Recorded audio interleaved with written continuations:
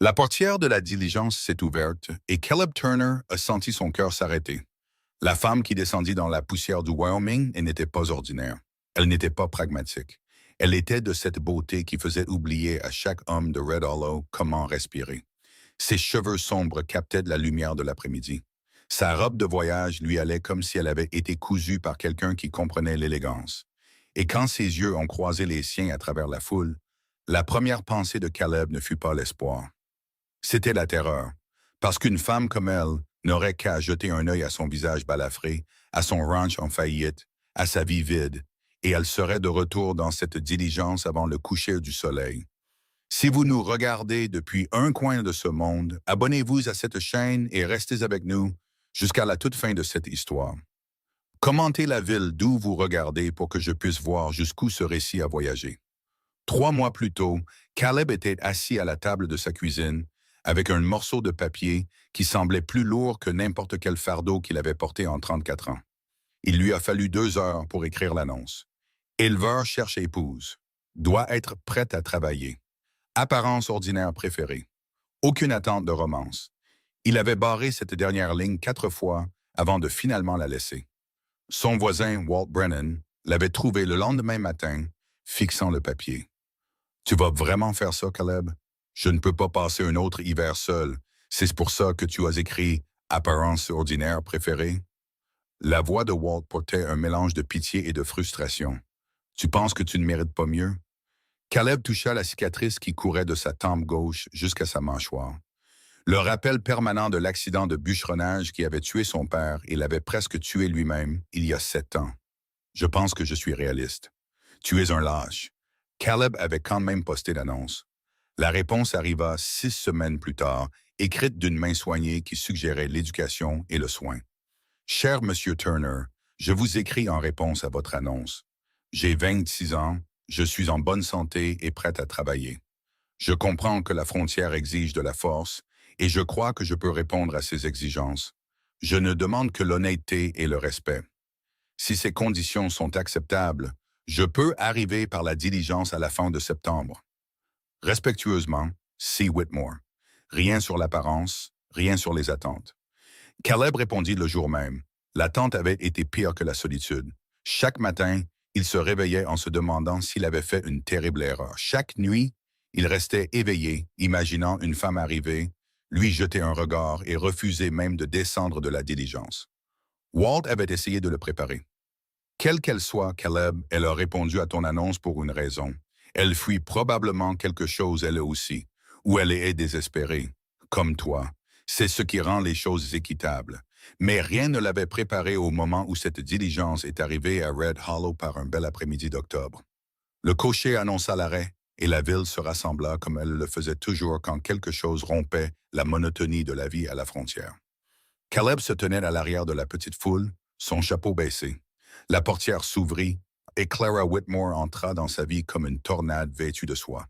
Elle n'était pas ordinaire, elle était lumineuse. Chaque homme dans la foule se redressa. Chaque femme la dévisagea. Et Caleb sentit son espoir si soigneusement construit s'effondrer en cendres.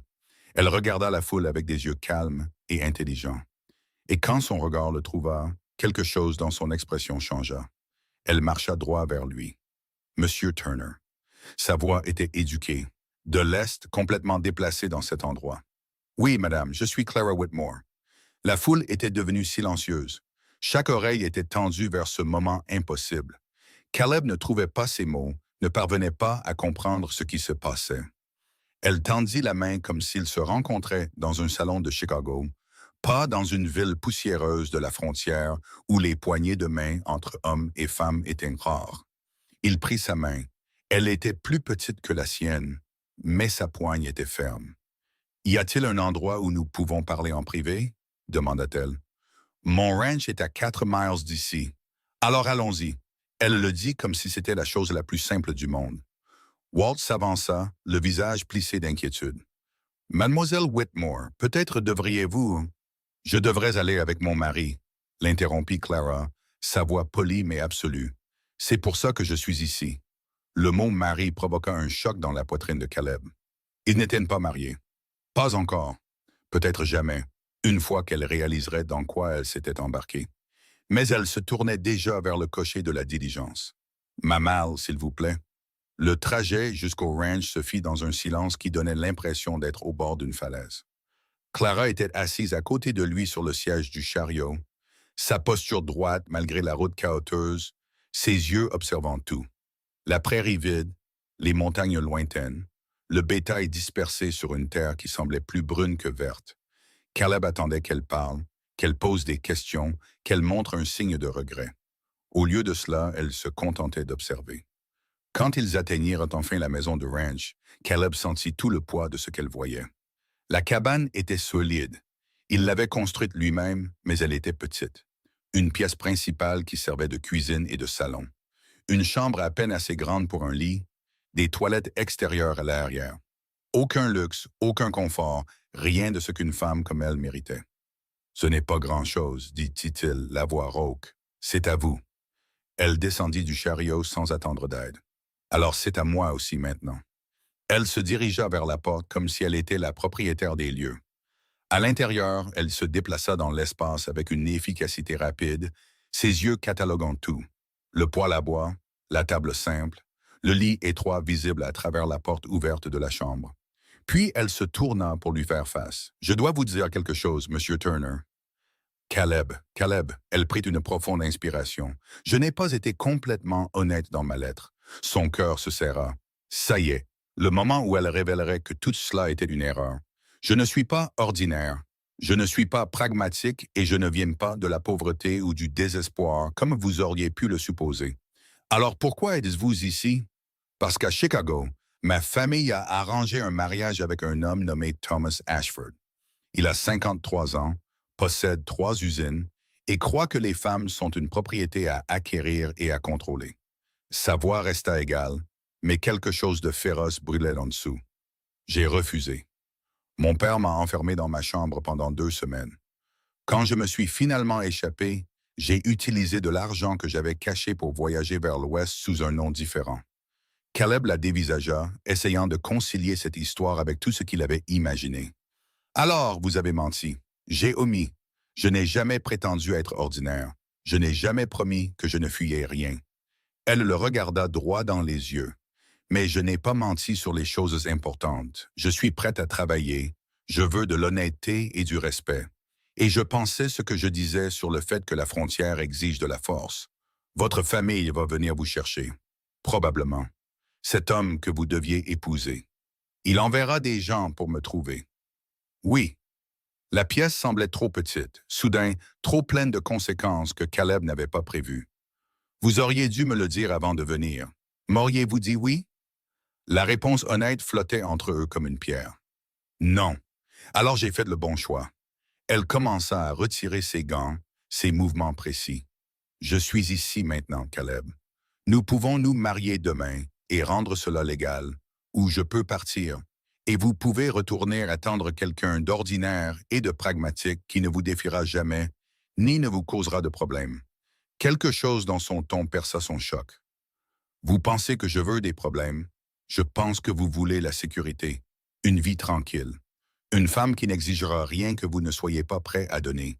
Elle plia ses gants et les posa sur la table. Mais ce n'est pas ce dont vous avez besoin. Vous ne savez pas ce dont j'ai besoin, alors dites-le moi. La question resta en suspens, simple et dévastatrice, car Caleb ne savait pas comment répondre. Il ne savait pas comment expliquer que ce dont il avait besoin et ce qu'il croyait mériter étaient 2 choses entièrement différentes. Clara le regarda se débattre, et quelque chose dans son expression s'adoucit. « Je ne vais pas prétendre que c'est simple, » dit-elle doucement. « Je ne vais pas faire comme si je ne savais pas que je ne suis pas ce à quoi vous vous attendiez. Mais j'ai parcouru 1000 miles pour être ici, Caleb. J'ai tout quitté, et je l'ai fait parce que je préfère tenter ma chance avec un étranger qui demande de l'honnêteté plutôt que de passer ma vie avec un homme qui me voit comme une acquisition. » Elle prit son petit sac de voyage. « Je suis fatigué. Si vous voulez bien me montrer où je peux dormir ce soir, nous pourrons régler le reste demain. » Caleb retrouva sa voix. « Vous pouvez prendre la chambre. Je dormirai ici. Ce n'est pas nécessaire. » Si ça l'est, il croisa son regard.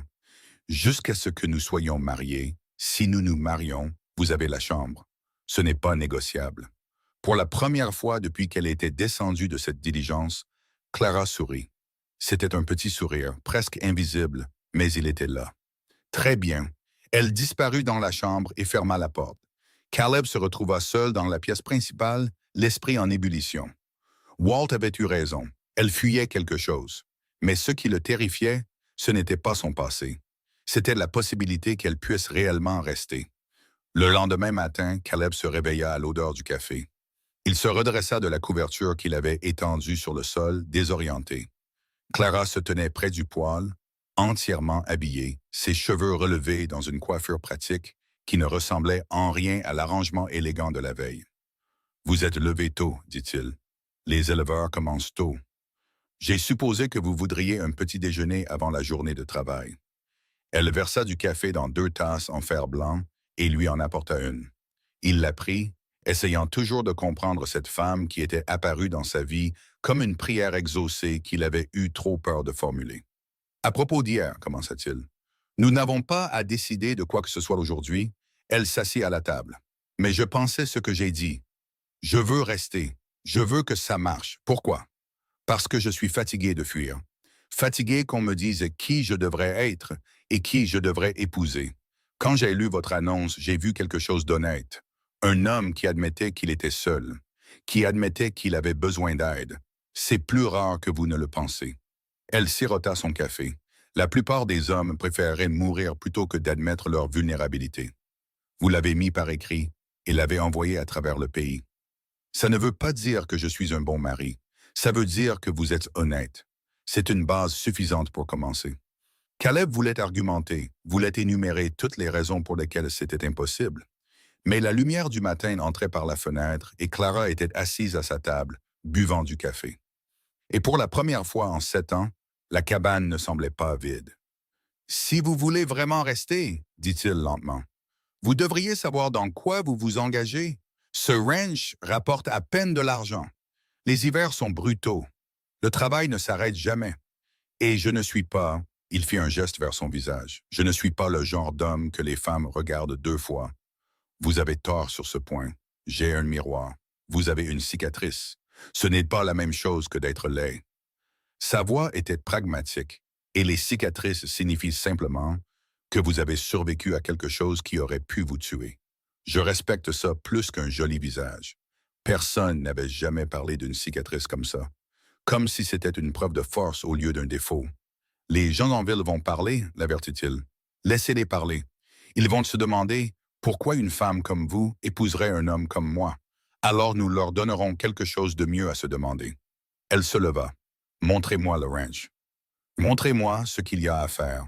Nous pourrons régler le reste au fur et à mesure. » Caleb la conduisit dehors, s'attendant à moitié à ce que sa façade élégante se fissure face à la réalité du travail au ranch. Ce ne fut pas le cas. Elle regarda le bétail, les clôtures à réparer, la grange qui avait besoin de réparation, et elle hocha simplement la tête. « Par où commençons-nous? Vous n'êtes pas obligé. Si je le suis. » Sa voix était ferme. « Si je dois faire partie de ça, je dois le comprendre. Alors, par où commençons-nous? » Ils commencèrent par les clôtures. Caleb lui montra comment vérifier les poteaux, comment tendre le fil de fer, comment remplacer les sections endommagées. Elle écouta attentivement, posa des questions intelligentes et ne se plaignit pas quand le travail lui salit les mains. À la mi-journée, elle avait appris à manier les outils assez bien pour travailler à ses côtés. Le soir, elle avait des ampoules qui se formaient sur ses paumes. « Vous devriez l'arrêter, » dit Caleb quand il le remarqua. « J'arrêterai quand vous arrêterez. » Ils travaillèrent jusqu'au coucher du soleil, et quand ils retournèrent enfin à la cabane, Clara marchait avec la même posture droite, malgré une fatigue évidente. Ce soir-là, elle prépara le dîner avec les provisions de sa cuisine, transformant des ingrédients simples en quelque chose qui avait vraiment bon goût. Ils mangèrent dans un silence confortable. Et quand Clara se retira finalement dans la chambre, Caleb resta allongé sur sa couverture, fixant le plafond, essayant de concilier ses attentes avec la réalité. Il avait demandé de l'ordinaire et du pragmatique. L'univers lui avait envoyé Clara Whitmore à la place. Et d'une manière ou d'une autre, incroyablement, elle était toujours là. Le même schéma se poursuivit pendant 3 jours. Clara travaillait à ses côtés chaque matin, apprenait vite, ne se plaignait jamais, et chaque nuit, Caleb sentait la distance entre eux se réduire d'une manière qui le terrifiait. Le quatrième jour, Walt vint à cheval pour prendre de leurs nouvelles. Il trouva Clara sur le toit de la grange, en train de clouer de nouvelles tuiles pendant que Caleb travaillait en dessous. Sainte miséricorde, souffla Walt. Elle le fait vraiment. Caleb leva les yeux. Fait quoi? Rester, travailler, être là. Walt secoua la tête. J'étais sûr qu'elle serait partie maintenant. Elle est plus forte qu'elle n'en a l'air. Ce n'est pas de la force, Caleb. C'est de la détermination. La voix de Walt baissa. Tu vas l'épouser ou pas? La question que Caleb évitait depuis 4 jours. Je ne sais pas si c'est juste pour elle. Juste pour elle. Elle a parcouru 1000 miles pour être ici. Elle est sur le toit de ta grange en octobre. Que doit-elle faire de plus pour prouver qu'elle veut ça? Le vouloir maintenant? Peut-être, mais quand sera-t-il quand l'hiver viendra? Quand le travail deviendra plus dur? Quand elle réalisera ce qu'elle a abandonné, alors tu t'en occuperas à ce moment-là? La patience de Walt finit par céder. Arrête de te punir d'avoir peur. Arrête de supposer qu'elle va partir. Et pour l'amour de Dieu, arrête de la traiter comme si elle était en verre. Ce soir-là, Caleb s'assit en face de Clara au dîner et posa enfin la question. Voulez-vous vous marier? Elle posa sa fourchette. Oui, comme ça. Nous vivons comme si nous étions mariés depuis 4 jours déjà. Rendre cela légal signifie simplement que je n'ai pas à m'inquiéter que quelqu'un conteste mon droit d'être ici. C'est la seule raison. Les yeux de Clara croisèrent les siens avec une franchise inconfortable. Non, mais c'est la raison qui compte le plus en ce moment. Les autres raisons peuvent attendre que vous soyez prêts à les entendre. Ils se rendirent à Red Hollow le lendemain matin et parlèrent au juge de circuit qui se trouvait de passage. La cérémonie dura moins de 5 minutes. Pas de fleurs, pas d'invités, juste la voix rauque de Caleb promettant d'honorer et de protéger, et la voix ferme de Clara promettant la même chose. Quand le juge les déclara mariés, Caleb eut l'impression de venir de sauter d'une falaise. Clara Whitmore, maintenant Clara Turner, se contenta de sourire. Le retour au ranch fut silencieux, mais quelque chose avait changé. Ils n'étaient plus des étrangers. Ils ne faisaient plus semblant. Ils étaient mari et femme, et quoi qu'il arrive ensuite, ils y feraient une face ensemble. Ce soir-là, Clara ne se retira pas seule dans la chambre. Elle se tint sur le seuil et regarda Caleb. « C'est votre maison, dit-elle doucement. Arrêtez de dormir par terre. » La gorge de Caleb se serra. « Je ne veux pas que vous vous sentiez, Caleb. » Elle attendit qu'il la regarde. « Nous sommes mariés. Cela signifie que nous partageons tout, y compris le lit. » Rien ne se passa cette nuit-là, à part dormir. Mais quelque chose avait changé. Clara avait franchi une ligne que Caleb pensait avoir tracée pour sa protection. Et ce faisant, elle avait prouvé quelque chose qu'il commençait seulement à comprendre. Elle n'avait pas peur de lui, n'était pas repoussée par ses cicatrices, son silence ou sa confiance en soi endommagée. Elle avait choisi cette vie, l'avait choisi lui. Et c'était plus terrifiant que tout ce que Caleb avait jamais affronté, car maintenant il avait quelque chose à perdre. Le premier vrai test arriva 6 jours après le mariage, quand Caleb se réveilla avant l'aube pour découvrir que la moitié de son bétail avait disparu. Il s'habilla dans le noir, essayant de ne pas réveiller Clara, mais sa voix l'arrêta à la porte. « Qu'est-ce qui ne va pas? » Clôture abattue dans le pâturage nord, bétail dispersé. Elle était déjà assise. « Combien? Je ne le saurais pas avant de les avoir trouvés. Alors nous devrions partir maintenant, avant qu'ils n'aillent trop loin. Ça pourrait prendre toute la journée, peut-être plus. » Clara enfilait déjà ses bottes d'équitation. Alors nous ferions mieux de ne pas perdre de temps à discuter. Ils partirent à cheval alors que la première lumière grise touchait l'horizon, suivant des pistes à travers un terrain qui devenait plus accidenté à chaque mile. Le bétail s'était divisé en 2 groupes. Caleb envoya Clara après le plus petit groupe se dirigeant vers l'est, tandis qu'il suivait le troupeau principal vers le nord, en direction du ruisseau. « Tu es sûr de pouvoir gérer ça? » demanda-t-il. « J'ai appris à monter à cheval quand j'avais 6 ans. Je me débrouillerai. » Elle était partie avant qu'il ne puisse argumenter.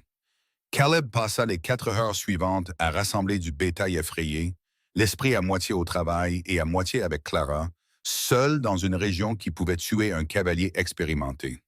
Quand il réussit enfin à ramener le troupeau principal vers le ranch, Il trouva Clara qui l'attendait à la clôture, son groupe déjà sécurisé.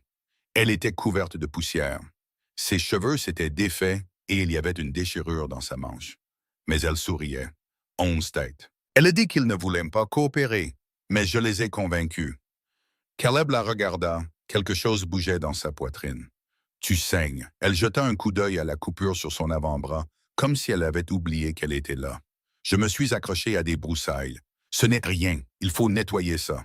Après avoir réparé la clôture, ils travaillèrent côte à côte jusqu'à midi, remettant en place des poteaux et retendant du fil de fer.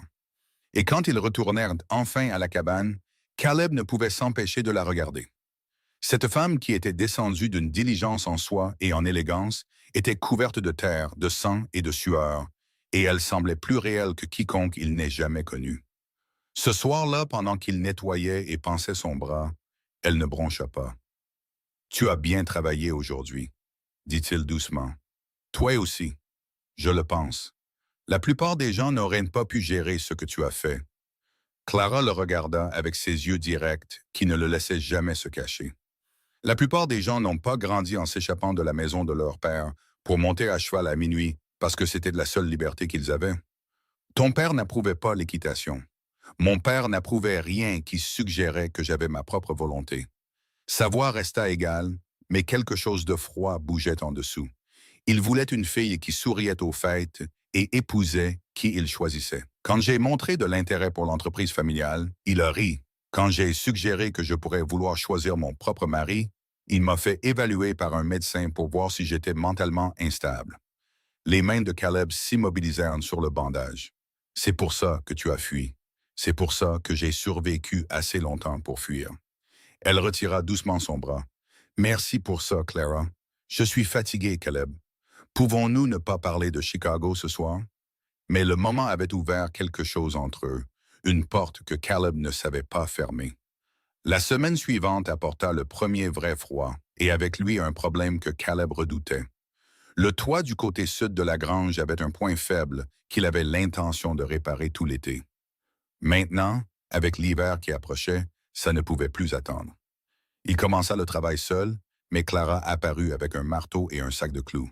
« Tu ne devrais pas être ici en haut, » dit-il. « Toi non plus avec seulement 2 mains. » Elle s'installa sur la poutre comme si elle avait grimpé sur des toits toute sa vie. « Dis-moi ce qu'il faut faire. » Ils travaillèrent en tandem et ce fut Clara qui repéra le vrai problème. « Caleb, regarde cette poutre. » Il se rapprocha et vit ce qu'elle avait trouvé. La poutre de soutien avait de la pourriture qui se propageait au cœur. Il va falloir la remplacer. On peut le faire maintenant? Pas en toute sécurité. Il faudrait d'abord étayer toute la section. Clara étudia les dégâts avec la même attention minutieuse qu'elle accordait à tout. Combien de temps avant que ça ne cède? Ça pourrait être demain. Ça pourrait être au printemps. Mais ça va céder. Oui. Elle hocha lentement la tête, son esprit travaillant clairement sur les options. Alors nous la renforçons maintenant et prévoyons un remplacement complet dès que nous pourrons nous permettre le bois. Nous ne pouvons pas nous permettre le bois.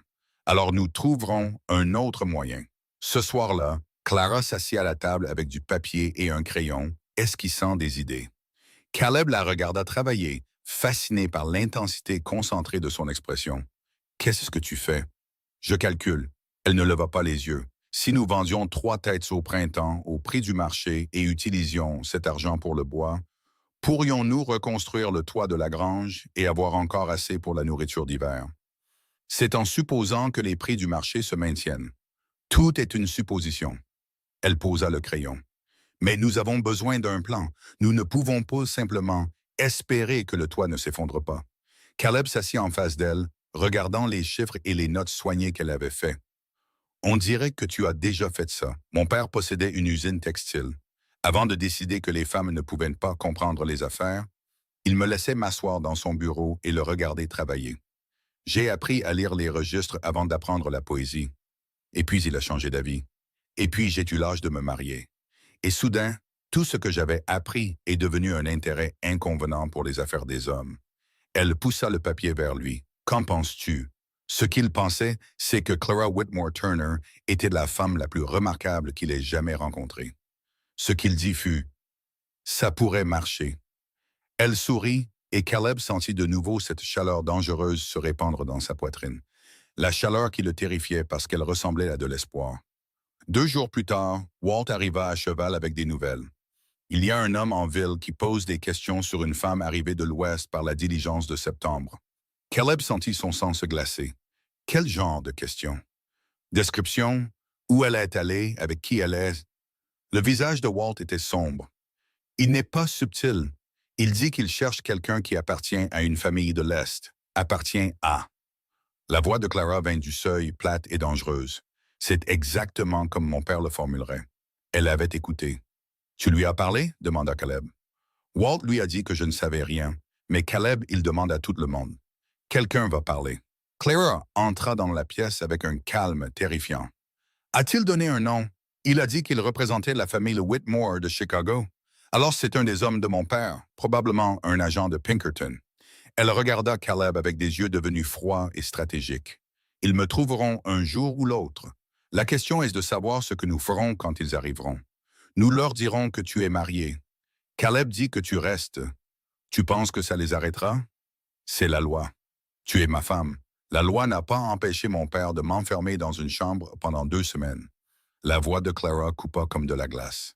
Et ça n'empêchera pas Thomas Ashford d'essayer de me ramener à Chicago s'il pense qu'il peut t'intimider pour que tu me laisses partir. Walt regarda entre eux. Qui est Thomas Ashford? L'homme que je devais épouser. 53 ans, possède la moitié des usines de Chicago et considère les femmes comme sa propriété. Caleb sentit la rage monter dans sa poitrine, chaude et inhabituelle. Personne ne t'emmènera nulle part. Caleb, je le pense vraiment. Il se leva, sa voix plus dure qu'il ne l'avait entendue depuis des années. Tu es ma femme, c'est ta maison. Quiconque pense pouvoir changer ça devra d'abord me passer sur le corps. Clara le dévisagea, quelque chose changea dans son expression. Tu ne sais pas ce que tu dis. Ce ne sont pas des cow-boys de la frontière. Ce sont des professionnels. Ils sont payés pour gagner. Alors ils apprendront ce que signifie perdre. Les mots restèrent en suspens entre eux. Walt s'éclaircit la gorge. Je devrais retourner en ville, garder un œil sur les choses. Après son départ, Clara et Caleb restèrent dans un silence qui semblait électrique. Finalement, Clara parla. Tu ne peux pas les combattre, Caleb. Regarde-moi faire. Ce n'est pas ta bataille. Si ça l'est. Il se rapprocha, ses yeux fixés sur les siens. Au moment où tu es devenue ma femme, c'est devenu ma bataille. C'est ça le mariage. Je ne t'ai pas épousé pour que tu te fasses blesser en me protégeant. Pourquoi m'as-tu épousé? La question sortit plus brutalement qu'il ne l'avait prévu. Le sang-froid de Clara se fissura juste une seconde et Caleb vit quelque chose de brut en dessous. Parce que j'en avais assez des hommes qui me voyaient comme quelque chose à posséder et tu m'as regardé comme si j'étais une personne. C'est tout ce que je voulais. Quelqu'un qui me voyait comme un être humain. L'honnêteté de ses propos frappa Caleb comme un coup physique. Alors laisse-moi prouver que je le pensais, dit-il doucement. Laisse-moi être à tes côtés quand ils viendront. Les yeux de Clara brillèrent, mais sa voix resta ferme. Si tu fais ça, il n'y aura pas de retour en arrière. Mon père a de l'argent et des relations. Thomas Ashford en a encore plus. Ils feront de ta vie un enfer. Ma vie était un enfer avant que tu n'arrives. La vérité sortit avant que Caleb ne puisse l'arrêter. J'étais en train de mourir seul sur ce ranch, trop effrayé par mon propre reflet pour croire que je méritais mieux. Tu as changé ça. Alors, si te protéger signifie combattre des hommes avec de l'argent et du pouvoir, alors c'est ce que je ferai. Clara combla la distance entre eux et prit sa main. Ses doigts s'étaient petites mais forts. Et quand elle serra, Caleb le sentit jusqu'au plus profond de lui. Tu es un imbécile, Caleb Turner. Probablement un imbécile têtu et impossible. Ça aussi, et j'en suis reconnaissante. Elle se mit sur la pointe des pieds et l'embrassa sur la joue, rapidement et doucement, puis recula avant qu'il ne puisse réagir. Nous devrions nous préparer, dit-elle, sa voix redevenant professionnelle. Si le Pinkerton est à Red Hollow, d'autres suivront. Nous devons être prêts. Ils passèrent la soirée à planifier. Clara décrivit les tactiques de son père, les méthodes de Thomas Ashford, les types de pression qu'ils exerceraient. Caleb écouta et fit ses propres plans. Des plans qui impliquaient le fusil Winchester dans sa chambre et une détermination qui le surprit par son intensité. Cette nuit-là, allongé à côté de Clara dans le noir, Caleb parla dans le silence. J'ai besoin que tu saches quelque chose. Quoi? Je me fiche que tu sois belle. Je me fiche que tu viennes d'une famille riche. Je me fiche de toutes les choses qui t'ont rendu différente de ce à quoi je m'attendais. Il la sentit se tourner vers lui. De quoi te soucies-tu alors? Demanda-t-elle doucement. Que tu aies choisi de rester, que tu travailles à mes côtés, que tu aies réparé mon toit et planifié mon budget, et que tu te sois lancé à la poursuite du bétail parce qu'il le fallait. Il marqua une pause, rassemblant son courage. C'est ça, qui tu es, et c'est pour ça que je me batte. La main de Clara trouva la sienne dans l'obscurité. J'ai fait le bon choix, murmura-t-elle. Moi aussi. Le lendemain matin apporta une aide inattendue. Walt arriva avec 6 autres éleveurs, tous des hommes qui connaissaient Caleb depuis des années. Nous avons entendu parler de l'homme qui pose des questions en ville, dit le plus âgé, Henry Cross, sans préambule. On s'est dit que tu aurais peut-être besoin de témoins pour ton mariage, d'un point de vue légal. Caleb les regarda, choqué. Vous n'êtes pas obligés. Si, nous le sommes. La voix d'Henry était ferme. Tu es l'un des nôtres. Cette femme là-dedans est ta femme, et nous n'aimons pas que des étrangers viennent essayer de défaire ce qui est légal et juste. Les autres hommes hochèrent de la tête. Claire Lair apparut sur le seuil, ses yeux observant le rassemblement. « Messieurs, dit-elle doucement, ce n'est pas votre combat. »« Respectueusement, Madame Turner, répondit Henry, quand quelqu'un menace l'un des nôtres, ça devient le combat de tout le monde. » Un par un, les hommes promirent leur soutien. Ils témoigneraient du mariage. Ils témoigneraient du choix de Clara. Ils feraient clairement savoir qu'elle appartenait désormais à cet endroit. Et quiconque dirait le contraire devrait répondre à toute la communauté. Après leur départ, Clara se tint sur le porche, les regardant s'éloigner. « Je ne comprends pas, dit-elle. Ils ne me connaissent même pas. Ils me connaissent et tu es ma femme. C'est tout ce qui compte pour eux. » Clara se tourna et Caleb vit des larmes sur ses joues pour la première fois depuis son arrivée. « Je n'ai jamais eu ça, dit-elle, la voix brisée. Des gens qui se tiennent à mes côtés. Sans question, sans condition. » Caleb la serra contre lui et elle le laissa faire.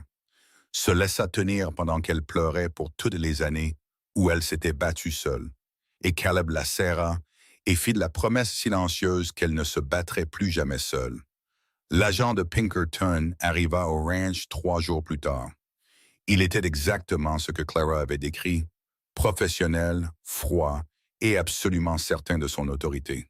« Madame Whitmore, je suis ici au nom de votre père et de Monsieur Thomas Ashford. Ils sont très inquiets pour votre bien-être. »« C'est Madame Turner, » dit Clara, la voix ferme. « Et mon bien-être est excellent. Votre père croit que vous avez été contrainte à cet arrangement. Mon père croit que les femmes ne peuvent pas prendre leurs propres décisions. Il a tort. L'expression de l'agent ne changea pas. Monsieur Ashford est prêt à être très généreux si vous revenez volontairement. Il est prêt à pardonner cette indiscrétion. Dites à Monsieur Ashford d'épouser quelqu'un d'autre. Madame Whitmore Turner. » Caleb s'avança, sa voix calme mais absolue. « Son nom est Clara Turner. Elle est ma femme et elle reste ici. » L'agent regarda enfin Caleb et son expression devint méprisante. « Monsieur Turner, je comprends que vous puissiez avoir des sentiments à propos de cette situation, mais c'est une affaire entre la famille de Madame Whitmore et non. » La voix de Caleb coupa l'air comme une lame. « C'est une affaire entre moi et tout homme qui pense pouvoir entrer sur ma terre et menacer ma femme, et cette affaire va se terminer par votre départ, maintenant. » Le masque professionnel de l'agent glissa, révélant le mépris en dessous. « Vous n'avez aucune idée de ce à quoi vous avez affaire. Monsieur Ashford a des ressources que vous ne pouvez pas imaginer. Il peut vous rendre la vie très difficile. Il peut essayer. » Les deux hommes se regardèrent et quelque chose de dangereux passa entre eux. Finalement, l'agent recula. « Je rapporterai à Monsieur Ashford que vous êtes tous les deux déraisonnables. Ce qui se passera ensuite sera de votre faute. » Il s'éloigna à cheval et Caleb le regarda jusqu'à ce qu'il disparaisse. Puis les mains de Clara se glissèrent dans des siennes. « Ça va empirer, » dit-elle doucement. « Je sais, ils enverront plus de gens, amèneront des avocats, essaieront peut-être d'invalider le mariage. Laisse-les essayer. » Clara leva les yeux vers lui. Et dans ses yeux, Caleb vit quelque chose qu'il ne s'était jamais attendu à voir. La confiance complète et absolue. Pourquoi fais-tu ça? Demanda-t-elle. Caleb croisa son regard et dit la vérité. Parce que quelque part entre le moment où tu es descendu de cette diligence et maintenant, tu as cessé d'être l'épouse par correspondance que je n'attendais pas. Tu es devenue la femme dont je ne savais pas que j'avais besoin. Le souffle de Clara se coupa. Caleb, je ne suis pas doué avec les mots. Je ne sais pas comment dire les choses de la bonne manière, mais je sais que quand je me réveille et que tu es à côté de moi, le monde semble différent, meilleur. Et je sais que je préférerais combattre tous les hommes riches de Chicago plutôt que de retourner à la vie vide que j'avais avant que tu n'arrives. Elle l'embrassa alors, pas sur la joue cette fois. Un vrai baiser, plein et profond et rempli de tout ce autour de quoi ils avaient tourné depuis le jour de leur rencontre. Quand ils se séparèrent enfin, Clara souriait à travers ses larmes. « Tu te trompes sur une chose, murmura-t-elle. « Quoi? Tu es très doué avec les mots quand ils comptent. Cette nuit-là, tout changea. Pas seulement à cause du baiser ou des promesses, mais parce qu'ils comprirent enfin tous les deux ce qu'ils avaient trouvé. Pas un arrangement commercial, pas une évasion désespérée ou le pari d'un homme seul, mais quelque chose de réel. Quelque chose pour lequel il valait la peine de se battre. Et quand Clara s'endormit dans les bras de Caleb, aucun d'eux n'avait plus peur. Quoi qu'il arrive ensuite, ils y feront face ensemble. La paix dura exactement 5 jours. Caleb réparait la porte du paddock quand il vit 3 cavaliers remonter la route, se déplaçant avec une détermination qui fit hurler de danger ces instants. Ils n'étaient pas du coin. Tout en eux criait l'argent et les villes de l'Est, de leurs manteaux sur mesure à la façon dont ils montaient leurs chevaux, comme des hommes qui avaient appris à monter dans des académies coûteuses. Clara était dans la grange, avec terre dessus. Caleb y marcha rapidement, gardant ses mouvements calmes. 3 hommes arrivent, bien habillés, professionnels. Elle leva les yeux de la selle qu'elle huilait, et son visage devint pâle. « Combien as-tu dit? »« 3. Thomas n'a envoyé qu'un seul agent de Pinkerton la dernière fois. Sa voix se serra. 3 signifie qu'il est sérieux. Que faisons-nous? » Clara posa la selle et se leva, redressant ses épaules d'une manière qui rappela à Caleb qu'elle avait été élevée pour affronter des hommes puissants sans sourciller. « Nous les affrontons ensemble. Mais Caleb, ne perds pas ton sang-froid. C'est ce qu'ils veulent et ils essaieront de te provoquer pour obtenir un avantage légal. » Les cavaliers s'arrêtèrent devant la cabane et l'homme au centre descendit de cheval avec une aisance étudiée. Il était plus âgé que les autres, peut-être 45 ans, avec des cheveux argentés parsemant une chevelure sombre et des yeux qui évaluaient tout comme s'il en calculait la valeur. « Madame Whitmore, dit-il, ignorant complètement Caleb, je suis Marcus Brennan, conseiller juridique de Thomas Ashford.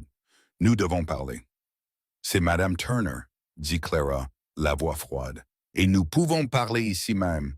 C'est une affaire privée. Mon mari reste. L'acier dans sa voix aurait pu couper du verre. Dites ce que vous êtes venu dire. L'expression de Brennan se crispa d'agacement, mais il continua. Monsieur Ashford a été extrêmement patient. Mais sa patience a des limites. Il m'a envoyé ici pour faire une dernière offre avant de poursuivre d'autres options. Quelle offre? Retourner volontairement à Chicago et il s'arrangera pour une annulation discrète de cet arrangement. Pas de scandale, pas de conséquences pour personne. Brennan jeta un coup d'œil à Caleb comme s'il s'agissait de bétail dont on évaluait le prix. Monsieur Ashford est même prêt à dédommager Monsieur Turner pour son dérangement. Le mépris désinvolte de ces mots frappa Caleb comme une gifle. La main de Clara trouva la sienne, la serrant assez fort pour lui faire mal. Dites à Monsieur Ashford que je ne retourne pas à Chicago.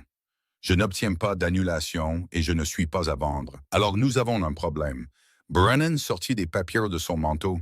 Ce sont des déclarations sous serment de 3 médecins de Chicago où affirmant que vous étiez mentalement instable lorsque vous avez quitté la ville. Ils suggèrent que vous n'étiez pas capable de prendre des décisions légales. La main de Clara devint glaciale dans celle de Caleb. C'est un mensonge. Vraiment? Vous avez fui votre famille au milieu de la nuit, voyagé seul à travers le pays, épousé un étranger que vous n'aviez jamais rencontré. La voix de Brennan était douce comme de l'huile. Un juge pourrait trouver cela comme une preuve de jugement altéré. Un juge pourrait aussi y voir la preuve qu'une femme fuit une situation abusive, dit Caleb, sa voix plus dure qu'il ne l'avait prévu. Brennan le regarda enfin directement.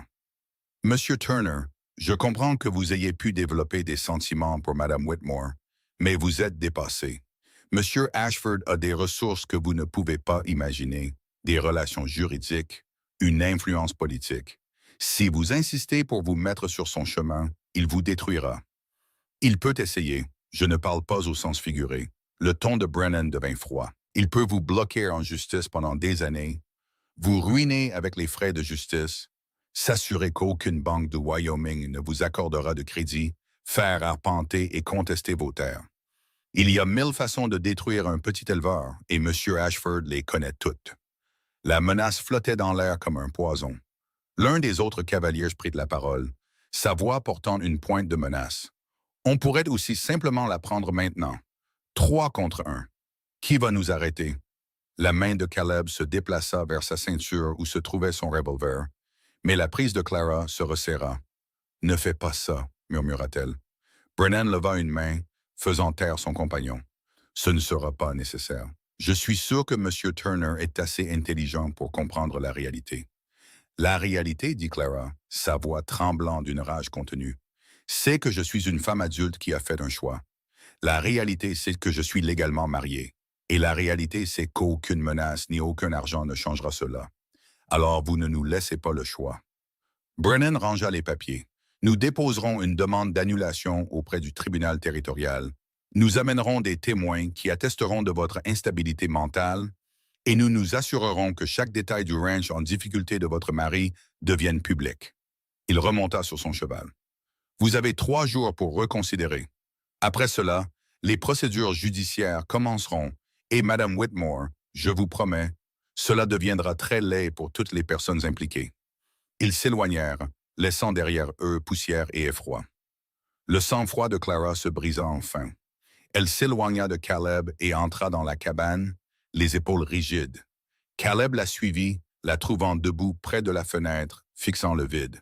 « Clara, ils vont le faire. » Sa voix était creuse. « Ils vont prétendre que je suis folle, te traîner en justice, détruire tout ce que tu as construit. Laisse-les faire. » Elle se tourna pour lui faire face. « Tu ne comprends pas ce que tu dis. Thomas Ashford ne fait pas de menaces en l'air. S'il dit qu'il te ruinera, il le fera. S'il dit qu'il prendra ton ranch, il trouvera un moyen. Alors je perdrai le ranch. Caleb, je perdrai le ranch et le bétail et tout le reste, mais je ne te perdrai pas. » Il combla la distance entre eux. Ce n'est pas négociable. Les yeux de Clara se remplirent de larmes. « Pourquoi? Pourquoi fais-tu ça? »« Parce que je t'aime. » Les mots sortirent, simples et absolus. Et au moment où ils le firent, Caleb réalisa qu'il les portait en lui depuis des semaines. Le souffle de Clara se coupa. « Tu n'es pas obligé de dire ça. Je ne le dis pas parce que je suis obligé. Je le dis parce que c'est vrai. » Il prit ses mains. « Je t'aimais quand tu grimpais sur le toit de ma grange. Je t'aimais quand tu poursuivais le bétail seul. Je t'aimais quand tu as tenu tête à cet agent de Pinkerton. Et je t'aime maintenant. Même si t'aimer pourrait me coûter tout le reste, » elle pleurait ouvertement maintenant. « Je t'aime aussi. C'est pourquoi je ne peux pas te laisser faire ça. Tu n'as pas à décider de ça, si je le dois. Si je pars, si je retourne à Chicago, ils te laisseront tranquille. Tu gardes ton ranch, ta vie, tout. Tout sauf la seule chose qui compte. » Clara secoua la tête, ses larmes coulant plus vite. « Tu es têtu. Je suis honnête. » Caleb lui prit le visage entre ses mains, l'obligeant à le regarder. « Tu penses que je me soucie plus de ce ranch que de toi?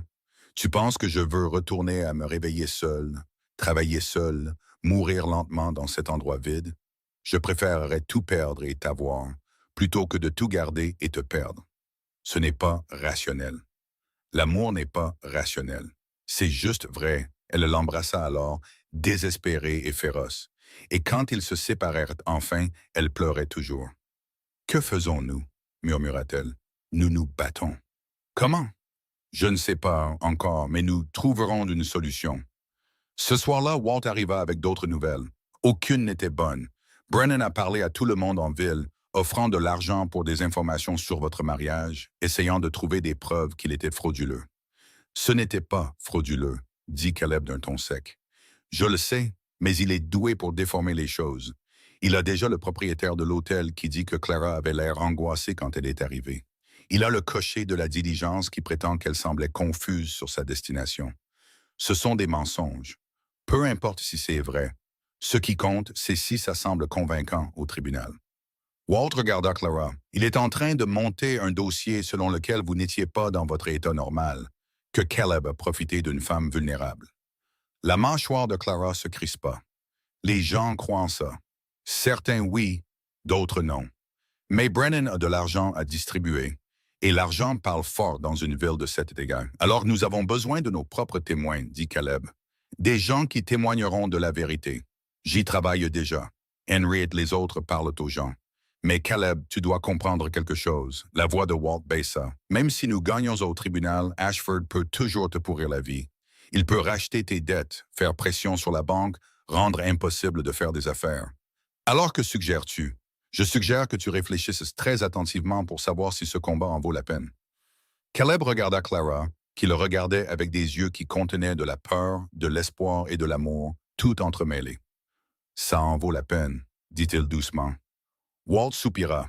Alors nous ferions mieux de nous préparer à une guerre. Le lendemain apporta une aide inattendue d'une source inattendue. Sarah Mitchell, l'institutrice de Red Hollow, se rendit seule au ranch. C'était une veuve d'une 50aine d'années, respectée dans tout le territoire pour son esprit vif et sa langue acérée. « Madame Turner, dit-elle en s'adressant directement à Clara, j'ai entendu ce qui se passe. Je veux aider. » Clara parut surprise. Nous ne nous sommes même jamais parlé. Non, mais je vous ai observé. Je vous ai vu travailler aux côtés de votre mari. Je vous ai vu à l'église, debout, fier malgré les commérages. J'ai vu la façon dont vous le regardez et la façon dont il vous regarde. La voix de Sarah était ferme. Ce n'est pas le comportement d'une femme folle, c'est le comportement d'une femme qui sait ce qu'elle veut. Dites ça aux avocats de Thomas Ashford. C'est mon intention. Sarah sortit une lettre. J'écris au gouverneur du territoire. Je le connais depuis 20 ans. Il m'écoutera. Pourquoi feriez-vous ça? Demanda Clara, la voix brisée. Parce qu'il y a 30 ans, j'ai moi-même fui un mariage arrangé. J'ai eu de la chance. L'homme n'avait pas les moyens de me poursuivre. Vous n'êtes pas aussi chanceuse. Alors, je vais m'assurer que vous ayez une chance de vous battre. Elle laissa la lettre, et avec elle, le premier véritable espoir qu'ils avaient eu depuis l'arrivée de Brennan. Mais l'espoir ne dura pas longtemps. 2 jours plus tard, Caleb se rendit en ville pour des provisions et trouva Brennan qui l'attendait devant le magasin général. « Monsieur Turner, un mot. » Caleb voulait l'ignorer, mais Brennan se mit sur son chemin. Cela n'a pas à être compliqué. Monsieur Ashford est prêt à vous offrir 5 000 $ pour que vous acceptiez l'annulation. 5 000 $, plus d'argent que Caleb ne verrait en 5 ans d'élevage. Non, 10 000. Le chiffre fit tourner la tête de Caleb. Avec cet argent, il pourrait reconstruire la grange, acheter du nouveau bétail, sécuriser le ranch pour une décennie. Non. L'expression de Brennan se durcit. Vous êtes stupide. Cette femme ne vous aime pas. Elle vous utilise pour échapper à ses obligations. Vous ne savez rien d'elle. Je sais qu'elle vient de la richesse et des privilèges. Je sais qu'elle a passé toute sa vie à obtenir ce qu'elle voulait. Et je sais qu'une fois que la nouveauté de jouer à la femme de la frontière se sera estompée, elle vous quittera pour quelqu'un de plus convenable. Les mots frappèrent exactement là où Brennan le voulait. Droit dans la peur la plus profonde de Caleb. Hors de mon chemin. 15 000, dernière offre. Caleb le bouscula sans répondre, mais les mots le suivirent jusqu'à la maison. Cette nuit-là, allongé à côté de Clara dans le noir, Caleb ne pouvait s'empêcher de penser à ce que Brennan avait dit. Non pas parce qu'il le croyait, mais parce qu'une partie de lui était toujours terrifiée que cela puisse être vrai. « Tu es silencieux, » dit doucement Clara. « Je pense juste à ce que Brennan t'a offert. » Caleb s'immobilisa. « Comment le sais-tu? » « Walt m'a dit qu'il avait essayé de te soudoyer. Je suppose qu'il a visé haut. 15 000. » Clara resta silencieuse un long moment. « C'est beaucoup d'argent. C'est assez pour sauver le ranch, acheter du nouveau bétail, réparer tout ce qui est cassé. » Oui. Elle se tourna pour lui faire face, sa main trouvant la sienne dans l'obscurité. « Veux-tu le prendre? » La question resta en suspens entre eux. Honnête et terrible. « Une partie de moi le veut, » admit Caleb. « La partie qui est terrifiée que tu partes quand même.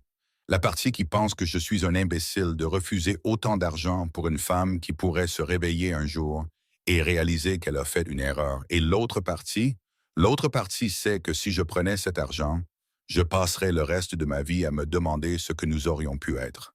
Je me réveillerai chaque matin dans cette maison vide et me souviendrai de la femme qui l'a fait se sentir comme un foyer. Je regarderai tout ce que cet argent m'a acheté et saurai que ça ne valait pas ce que j'ai perdu. Le souffle de Clara se coupa. Je ne vais pas te quitter, Caleb. Tu dis ça maintenant. Je le dis parce que c'est vrai. Sa voix était féroce. Je n'ai pas parcouru 1000 miles pour faire semblant. Je ne t'ai pas épousé comme une évasion temporaire. Je t'ai épousé parce que quand je t'ai regardé, j'ai vu un homme honnête, gentil et fort d'une manière qui n'a rien à voir avec l'argent ou le pouvoir. Et je suis tombée amoureuse de cet homme, de toi. Même si nous perdons tout, nous ne perdrons pas tout. Nous nous aurons l'un l'autre. Ce n'est pas rien. Caleb la serra contre lui et elle pressa son visage contre sa poitrine. J'ai peur, murmura-t-elle. Moi aussi. Mais je ne pars pas. Moi non plus. La confrontation eut lieu 3 jours plus tard, exactement comme Brennan l'avait promis. Il arriva à Red Hollow avec un juge territorial, 4 gardes armés et des documents déclarant Clara mentalement incompétente. Toute la ville se rassembla dans la rue, sentant que quelque chose d'important se préparait. Caleb et Clara se tenaient ensemble, Walt et les autres éleveurs les flanquant. « Madame Whitmore, dit le juge, sa voix portant un poids officiel. J'ai examiné les preuves présentées par M. Brennan. Je suis ici pour déterminer si votre mariage avec M. Turner a été contracté en toute conscience. » Ce fut le cas, dit clairement Clara. Les déclarations médicales suggèrent le contraire. Les déclarations médicales ont été achetées par mon père pour me contrôler. Ce sont des mensonges. C'est une accusation grave. C'est la vérité. Clara s'avança, sa voix résonnant dans la rue.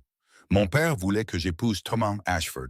Quand j'ai refusé, il m'a fait examiner par des médecins qu'il a payés pour me trouver mentalement instable. Quand ça n'a pas marché, il m'a enfermé dans ma chambre. Je me suis échappé et je suis venu dans l'Ouest pour épouser un homme qui me voyait comme une personne, pas une propriété. Des murmures parcoururent la foule. Brennan prit la parole. Votre honneur, les délires actuels de Mme Whitmore ne font que prouver que les médecins avaient raison. Elle a fui sa famille, épousé un étranger, et refuse maintenant de reconnaître son besoin d'aide. J'ai fui une situation abusive, Clara rétorqua. Ce n'est pas un délire, c'est de la survie. Votre honneur, la voix de Sarah Mitchell coupa à travers la foule. Elle s'avança, tenant des papiers.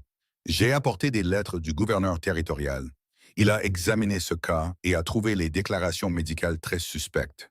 Il recommande que le mariage soit maintenu, à moins que M. Turner ne souhaite le contester. Tous les yeux se tournèrent vers Caleb. Le juge le regarda directement. « Monsieur Turner, croyez-vous que votre femme était saine d'esprit lorsqu'elle vous a épousé? » « Oui. » « Souhaitez-vous annuler le mariage? » « Non. Même en sachant que le maintenir entraînera des conséquences juridiques et financières.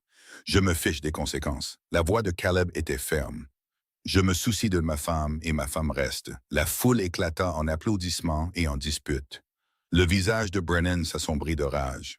« Votre honneur, c'est irrégulier. »« Qu'est-ce qui est irrégulier? » interrompit le juge. « Un homme riche qui essaye d'utiliser le tribunal pour enlever une femme légalement mariée? » Il regarda Clara. « Madame Turner, êtes-vous ici de votre plein gré? »« Oui. Souhaitez-vous rester mariée à M. Turner? »« De tout mon être. » Le juge hocha la tête. « Alors le mariage est maintenu. Ce tribunal n'a aucun motif d'annulation. » Brennan explosa. « C'est scandaleux. Monsieur Ashford ne va pas... » Monsieur Ashford, dit froidement le juge, n'a aucune autorité légale dans ce territoire. Madame Turner est une femme mariée. Son mari n'a pas contesté le mariage. L'affaire est close. Il monta sur son cheval et s'éloigna, laissant Brennan debout dans la rue, furieux et vaincu. Mais Caleb vit quelque chose dans les yeux de Brennan qui lui glaça le sang. Ce n'était pas fini. Loin de là, cette nuit-là, Caleb ne put dormir. Il était allongé à côté de Clara, écoutant sa respiration, regardant le clair de lune à travers la fenêtre et revoyant ce regard dans les yeux de Brennan. Un homme comme ça n'acceptait pas la défaite. Il attendait sa vengeance. Clara bougea à côté de lui. « Tu penses trop fort? » Désolé, elle se tourna pour lui faire face, sa main trouvant la sienne. « Nous avons gagné aujourd'hui. Nous avons survécu aujourd'hui. Ce n'est pas la même chose que gagner. » Caleb, je connais le genre de Brennan. Mon père a eu affaire à des hommes comme lui dans les camps de bûcherons. Ils n'abandonnent pas. Ils changent juste de tactique. Clara resta silencieuse un moment. Alors nous restons sur nos gardes. Tirer sur nos gardes pourrait ne pas suffire. Elle serra sa main. Il le faudra bien. L'attaque eut lieu 2 jours plus tard, mais pas de la manière attendue par Caleb. Il était dans le pâturage sud en train de vérifier la clôture quand il vit de la fumée. Pas de la fumée de feu de camp, pas de la fumée de cheminée, la fumée noire et épaisse de quelque chose qui brûlait et qui ne devrait pas l'être. Sa grange. Caleb courut, son cœur battant si fort qu'il crut qu'il allait éclater. Et quand il fut assez proche pour voir clairement, ses pires craintes se confirmèrent. Le feu consumait le mur sud, se propageant rapidement vers le foin stocké à l'intérieur. Clara était déjà là avec des seaux, son visage strié de suie. « Les chevaux sont sortis !» cria-t-elle. « Mais la sellerie, oublie la sellerie. Nous devons l'empêcher de se propager à la maison. » Ils travaillèrent en tandem désespéré, transportant de l'eau du puits, la jetant sur des flammes qui semblaient se moquer de leurs efforts. Walt arriva avec 3 autres éleveurs et ensemble, ils réussirent à sauver la moitié de la structure. Mais la moitié était partie, réduite en cendres et en ruines. Quand le feu s'éteignit enfin, Caleb resta à regarder la destruction, les mains couvertes d'ampoules et saignantes. « Ce n'était pas un accident, » dit doucement Walt. « Je sais. » Clara toucha le bras de Caleb. « La clôture était coupée. J'ai vérifié avant que le feu ne commence. Quelqu'un voulait que le bétail se disperse pour que tu sois dans le pâturage quand ils l'ont allumé. Il voulait que je sois loin de la grange. » La voix de Caleb était plate. « Loin de toi. » L'implication les frappa tous les deux simultanément. Ce n'était pas seulement de la destruction. C'était un message. « Nous devons signaler ça, » dit Walt. « À qui? » « Le marshal territorial est à 3 jours de route. Le temps qu'il arrive, celui qui a fait ça sera loin. » Caleb regarda la grange brûlée, la rage montant dans sa poitrine. « Brennan a fait ça. Tu ne peux pas le prouver. » « Je n'ai pas besoin de preuves. Je le sais. » Le visage de Clara était devenu pâle. « S'il est prêt à brûler ta grange, que sera-t-il prêt à faire d'autre? » La question flottait dans l'air comme la fumée qui dérivait encore sur le ranch. Cette nuit-là, Caleb chargea toutes les armes qu'il possédait et ne dormit pas du tout. Il s'assit dans la pièce principale avec son Winchester sur les genoux, observant l'obscurité à travers la fenêtre, attendant la prochaine attaque. Elle arriva à l'aube, pas par le feu cette fois. Brennan lui-même, arrivant à cheval à la cabane avec 6 hommes armés derrière lui. Caleb sortit avant que Clara ne puisse le suivre, son fusil prêt. « Vous n'êtes pas de bienvenue ici. » Brennan sourit, et ce fut l'expression la plus froide que Caleb ait jamais vue. « Je ne suis pas ici pour demander la permission. Je suis ici pour délivrer un message de M. Ashford. Je ne veux pas l'entendre. Vous l'entendrez quand même. » La voix de Brennan porta à travers la cour. « Monsieur Ashford en a assez d'être patient. Il en a assez de jouer à des jeux juridiques. Il veut Mme Whitmore. Retourner à Chicago immédiatement. Si elle n'est pas dans une diligence d'ici demain, il y aura des conséquences. Elle ne va nulle part. Alors les conséquences commencent maintenant. » Brennan fit un geste et 2 de ses hommes se dirigèrent vers le bétail restant. Caleb leva son fusil. « Si vous touchez à ce bétail, quelqu'un meurt. Tu vas tirer sur 6 hommes, Turner, parce que c'est ce qu'il faudra pour nous arrêter. Je commencerai par toi et je continuerai avec les autres. » La confrontation s'étira, la tension montant comme un orage sur le point d'éclater. Puis la voix de Clara coupa tout. « Arrêtez !» Elle sortit de la cabane, le visage calme malgré la peur que Caleb pouvait voir dans ses yeux. « Clara, rentre à l'intérieur. » Non. Elle passa devant Caleb, s'arrêtant à 10 pieds de Brennan. « Vous voulez délivrer un message? Je vais vous en donner un à rapporter. Dites à Thomas Ashford que je préférerais mourir plutôt que de retourner avec lui. Dites à mon père que j'en ai fini d'être sa propriété. Et dites-leur à tous les deux que s'ils envoient une personne de plus à ce ranch, je m'assurerai que chaque journal entre ici et Chicago sache exactement quel genre d'hommes ils sont. » Brennan rit. « Vous pensez que les menaces comptent? Vous pensez que quelqu'un se soucie de votre histoire? Je pense que les journalistes se soucient des histoires d'hommes riches essayant d'enlever des femmes mariées. Je pense que les électeurs se soucient des industriels puissants qui abusent du système juridique. Et je pense que les partenaires commerciaux de Thomas Ashford pourraient se soucier que ces méthodes deviennent publiques. » Le rire s'éteignit. L'expression de Brennan devint dangereuse. Vous faites une erreur. La seule erreur que j'ai faite a été de ne pas leur tenir tête plus tôt. La voix de Clara était d'acier. Maintenant, quittez notre terre. Pendant un long moment, personne ne bougea. Puis Brennan tira sur les rênes de son cheval. Vous avez jusqu'à demain. Après ça, ce qui arrivera sera de votre faute. Ils s'éloignèrent. Mais Caleb savait que ce n'était pas fini. Ce n'était que le début. À l'intérieur de la cabane, le sang-froid de Clara se brisa enfin. Elle s'effondra sur une chaise, tout son corps tremblant. Ils ne vont pas s'arrêter, murmura-t-elle. Je sais, ils continueront à venir, à brûler des choses, à menacer jusqu'à ce que... Sa voix se brisa, jusqu'à ce que l'un de nous soit blessé. Caleb s'agenouilla à côté de sa chaise, prenant ses mains. Alors nous partons. La tête de Clara se releva brusquement. Quoi? Nous emballons ce que nous pouvons porter, prenons les chevaux et partons ce soir. Direction le nord, dans le territoire de Montana, où ils ne pourront pas nous trouver. Caleb, c'est ta maison. Tu es ma maison. Les mots sortirent bruts et honnêtes. Ce ranch, cette terre, rien de tout ça ne signifie quoi que ce soit sans toi. Si rester ici te met en danger, nous partons. Des larmes coulèrent sur les joues de Clara. Tu abandonnerais tout. Je t'ai déjà dit que j'abandonnerais tout pour te garder en sécurité. Elle le serra contre elle, le tenant comme si elle avait peur qu'il disparaisse. Je ne veux plus fuir. Moi non plus. Mais je te veux vivante plus que je ne veux prouver quelque chose. Ils se tinrent l'un contre l'autre alors que la lumière du matin grandissait, sachant tous les deux qu'ils avaient atteint un point de rupture. Mais la décision leur fut enlevée. Walt fit éruption 1 heure plus tard, le visage sombre. Brennan est en ville. Il dépose des papiers pour faire arrêter Caleb. Pourquoi? Demanda Clara. Agression, il dit que Caleb l'a menacé avec un fusil sur sa propre propriété. Il dit qu'il a craint pour sa vie. Caleb se leva lentement. C'est un mensonge. Peu importe si c'est un mensonge. Il a 6 témoins qui le jureront. Et le marshal territorial arrive cet après-midi pour signifier le mandat. Le piège s'était refermé parfaitement. Si Caleb restait, il serait arrêté. S'il fuyait, cela prouverait les affirmations de Brennan. Dans tous les cas, Clara serait laissée seule et vulnérable. Il doit y avoir quelque chose que nous pouvons faire, dit Clara, la voix désespérée. Il y a.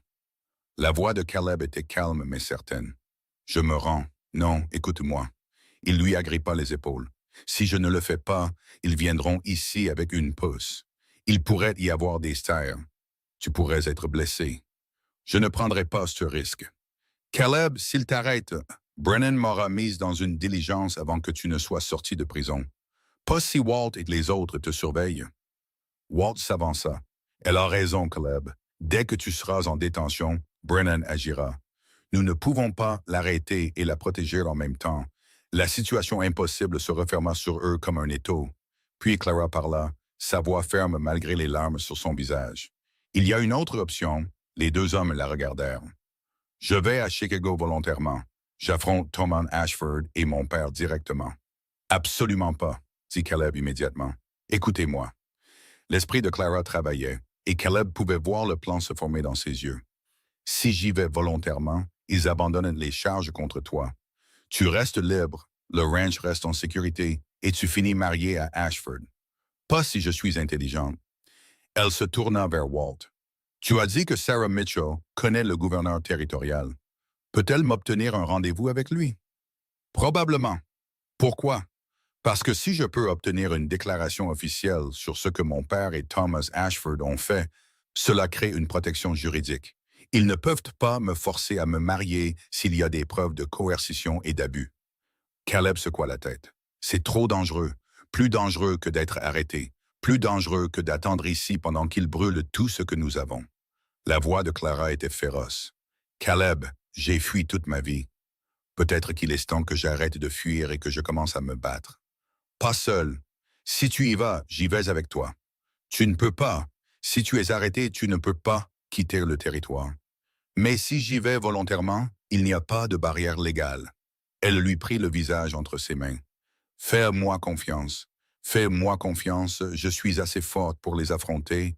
Je sais que tu es assez forte. Ce n'est pas ça qui me fait peur. Alors qu'est-ce qui te fait peur? Que je te perde quand même.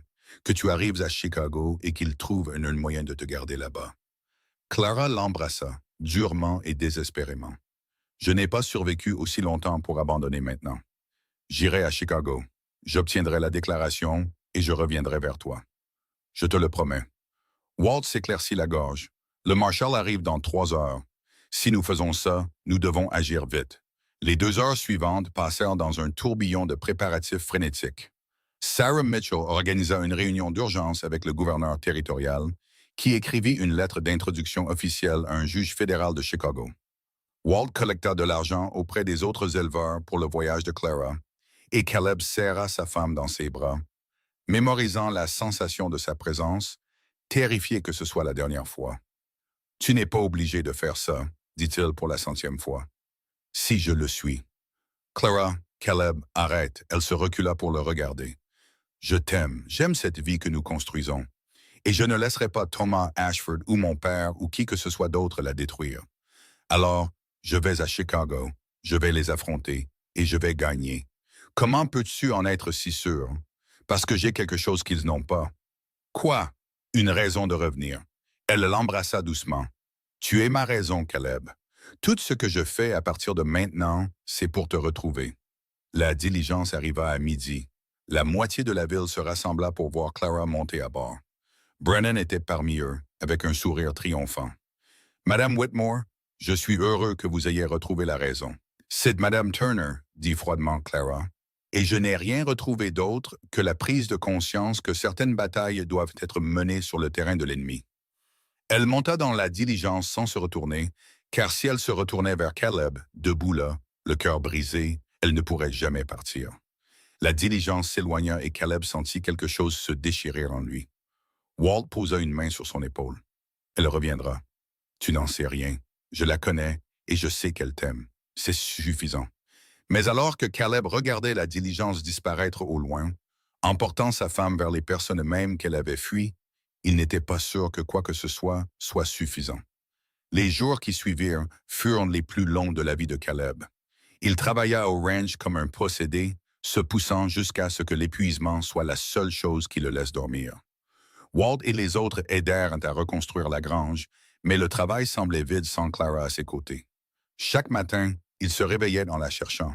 Chaque nuit, il était allongé dans le lit vide, se demandant si elle était en sécurité. 2 semaines passèrent sans nouvelles, puis 3. Caleb commença à croire au pire. Cashford avait trouvé un moyen de la garder, que son père l'avait de nouveau enfermée, que toute sa force et son courage n'avaient pas suffi contre des hommes au pouvoir et à l'argent illimité. Le 23e jour, Walt arriva au ranch avec un télégramme. La main de Caleb trembla en l'ouvrant. Procès fixé. Preuve présentée. Juge fédéral a statué en ma faveur. Mariage avec Ashford annulé par ordonnance du tribunal. Ordonnance restrictive émise contre mon père. Je rentre à la maison. Attends-moi. Tout mon amour, Clara. Caleb le lut 3 fois avant que les mots ne s'impriment réellement dans son esprit. Elle l'avait fait. Elle les avait affrontés et avait gagné. Elle rentrait à la maison. Walt souriait. « Je t'avais dit qu'elle reviendrait. »« Quand? » La voix de Caleb était rauque d'émotion. « Quand arrive-t-elle? » Le télégramme ne le dit pas et ne le dit pas, mais la diligence de Cheyenne passe 2 fois par semaine. Ça pourrait être dès demain. Demain. Caleb ne pouvait pas attendre aussi longtemps. Il sella son cheval avant que Walt ne puisse argumenter et se dirigea vers la ville à une allure qui risquait de leur briser le cou à tous les deux. Il atteignit Red Hollow juste au moment où la diligence de l'après-midi arrivait. La portière s'ouvrit et Clara descendit dans la poussière du Wyoming, l'air fatigué et usé par le voyage, et plus belle que tout ce que Caleb avait jamais vu. Leurs yeux se croisèrent à travers la rue. Le visage de Clara se décomposa de soulagement, de joie et d'amour, tout mélangé. Caleb traversa la distance qui les séparait en 5 grandes enjambées et la prit dans ses bras, la serrant si fort qu'il lui faisait probablement mal, mais incapable de la lâcher. « Tu es revenu, » murmura-t-il contre ses cheveux. « J'ai promis que je le ferais. J'avais si peur. Je sais. Moi aussi. » Elle se recula juste assez pour le regarder. « Mais je ne pouvais pas les laisser gagner, Caleb. Je ne pouvais pas les laisser m'enlever la vie que j'ai choisie. Que s'est-il passé? Je te raconterai tout, mais pas ici. Elle jeta un coup d'œil à la foule qui regardait. Ramène-moi à la maison. À la maison, le mot n'avait jamais sonné aussi bien. Ils retournèrent au ranch en silence. Clara pressée contre lui sur le cheval, tous deux ayant juste besoin de la preuve physique qu'ils étaient de nouveau ensemble. Quand ils atteignirent enfin la cabane, Clara glissa à terre et resta debout, regardant la grange à moitié reconstruite, le ranch qui était devenu le sien, la vie pour laquelle elle s'était si durement battue. Elle est toujours debout, dit-elle doucement. À peine, mais elle est toujours là. Elle se tourna vers lui et Caleb vit quelque chose dans ses yeux qui n'y était pas avant. La certitude absolue et inébranlable. Raconte-moi ce qui s'est passé à Chicago, dit-il. Alors elle le fit. Elle lui raconta comment elle avait confronté son père dans sa propre maison, comment elle avait affronté Thomas Ashford dans une salle d'audience fédérale, le témoignage qu'elle avait donné qui avait exposé des années de manipulation et d'abus. Elle lui parla du juge qui avait écouté, de l'ordonnance restrictive qui signifiait qu'aucun des deux hommes ne pouvait plus la contacter, de la victoire juridique qui avait tout coûté, sauf ce qui comptait le plus. Mon père m'a renié, dit-elle. Il m'a complètement coupé des ponts. Je n'ai aucune prétention sur l'argent ou le nom de la famille. Clara, je me fiche de l'argent, Caleb. Je ne m'en suis jamais soucié. Ce qui m'importe, c'est d'être libre, de pouvoir choisir ma propre vie, et je choisis ceci. Elle fit un geste vers le ranch, vers lui, vers tout ce qu'ils avaient construit ensemble. Je te choisis, toi. Caleb la serra de nouveau contre lui, et cette fois, quand il l'embrassa, ce n'était ni désespéré ni craintif. C'était une promesse, un commencement. Nous allons y arriver, dit-il, ensemble. Oui, nous le ferons. Et debout là, dans la lumière déclinante, tenant la femme qui avait parcouru 1000 miles 2 fois pour le choisir, Caleb y crut enfin. Ils avaient survécu à tout ce qu'Ashford et son père pouvaient leur lancer. Maintenant, ils devaient juste survivre à l'hiver de la frontière qui les attendait. Mais ensemble, pensa Caleb, ils pourraient bien y arriver aussi. L'hiver qui suivit fut le plus dur que Caleb ait jamais affronté. Mais pour la première fois de sa vie, il ne l'affronta pas seul. La première neige arriva tôt, 3 semaines après le retour de Clara, et avec elle vint la réalité de ce qu'ils avaient perdu dans l'incendie. La moitié de la grange partie signifiait la moitié de l'abri pour les animaux, la moitié du stockage pour le foin, la moitié de leur protection contre le froid brutal du Wyoming. Caleb se tenait debout, regardant la structure brûlée, calculant les pertes dans sa tête quand la voix de Clara perça ses pensées. Arrête de compter ce que nous n'avons pas et commence à trouver ce que nous pouvons faire avec ce qui reste. Il se tourna pour la trouver émitouflée dans un de ses vieux manteaux, son souffle formant des nuages dans l'air glacial. Nous allons perdre du bétail si nous ne pouvons pas les abriter correctement. Alors nous construisons des abris temporaires, utilisons ce qui reste de la grange pour le cheptel reproducteur et construisons des appentis pour le reste. Ça prendra des semaines de travail par des températures glaciales. Alors nous ferions mieux de commencer maintenant. Elle se dirigeait déjà vers le tas de bois, et Caleb sentit quelque chose bouger dans sa poitrine. Cette femme qui avait grandi dans les manoirs de Chicago prévoyait de construire des abris pour le bétail dans un blizzard. Et elle ne demandait pas s'ils pouvaient le faire. Elle décidait comment. Walt et Henry se présentèrent le lendemain matin avec du bois et de la main-d'œuvre. « J'ai entendu dire que vous pourriez avoir besoin d'aide, » dit Walt en souriant. « Nous ne pouvons pas nous permettre de vous payer. »« Qui a demandé un paiement? » interrompit Henry. « Tu es notre voisin. Clara est l'une des nôtres maintenant. Nous prenons soin des nôtres. » Ils travaillèrent pendant 6 jours d'affilée, construisant des abris rudimentaires mais fonctionnels contre les murs restants de la grange. Clara travaillait aux côtés des hommes, martelant et transportant malgré le froid qui leur engourdissait les doigts. Le 3e jour, elle glissa sur la glace et tomba lourdement. Caleb fut à ses côtés en quelques secondes. « Tu es blessé? »« Juste des contusions. » Elle prit sa main tendue et se releva. « Je vais bien. Tu devrais rentrer te réchauffer. Toi aussi. » « Mais nous n'allons pas le faire, n'est-ce pas? » Elle ramassa son marteau et retourna au travail. Cette nuit-là, seule dans la cabane, Caleb la regarda tremper ses mains meurtries dans de l'eau chaude. « Tu n'as rien à prouver, » dit-il doucement. « Je ne prouve rien. Je construis une vie. » « Clara, Caleb, J'ai passé 26 ans dans un monde où les femmes s'asseyaient dans des salons et faisaient semblant d'être délicates. J'ai détesté chaque minute. Ceci, elle montra ses mains cailleuses. Ceci est réel, ceci compte. Ne me demande pas d'y renoncer. Il s'agenouilla à côté de sa chaise. Je ne te demande pas d'y renoncer. Je te demande de ne pas te blesser en essayant de montrer que tu as ta place ici. Penses-tu que j'ai ma place ici? La question était simple, mais Caleb entendit la vulnérabilité en dessous. Je pense que cet endroit est devenu un foyer le jour de ton arrivée. Je pense que je n'avais ma place nulle part jusqu'à ce que j'aie ma place avec toi. Les yeux de Clara se remplirent de larmes. C'est la chose la plus romantique que l'on m'ait jamais dite. C'est juste la vérité. Elle l'embrassa alors, ses mains mouillées encadrant son visage, et quand ils se séparèrent enfin, ils souriaient tous les deux. Les abris furent terminés 2 jours avant que la première grande tempête de neige ne frappe. La tempête dura 3 jours, avec des vents si violents qu'ils ne pouvaient pas quitter la cabane plus de quelques minutes à la fois. Caleb et Clara se blottirent près du poêle, rationnant le bois de chauffage et la nourriture. Et dans l'immobilité forcée, ils parlèrent. Vraiment parler, comme ils n'en avaient pas eu le temps auparavant. Clara lui parla de sa mère, morte quand elle avait 12 ans, la laissant seule avec un père qui ne voyait de valeur que dans les fils. Caleb lui parla de l'accident de bûcheronnage, de tenir la main de son père pendant qu'il mourait, de la culpabilité qui le hantait depuis. « Tu penses que tu aurais dû mourir avec lui? » dit doucement Clara. « Je pense que j'aurais dû le sauver. » Tu avais 17 ans, Caleb. Comment étais-tu censé sauver un homme écrasé par une demi-tonne de bois?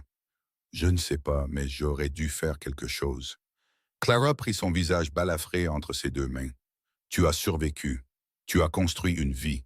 Tu es devenu un homme dont ton père serait fier. Ce n'est pas un échec. C'est de la force.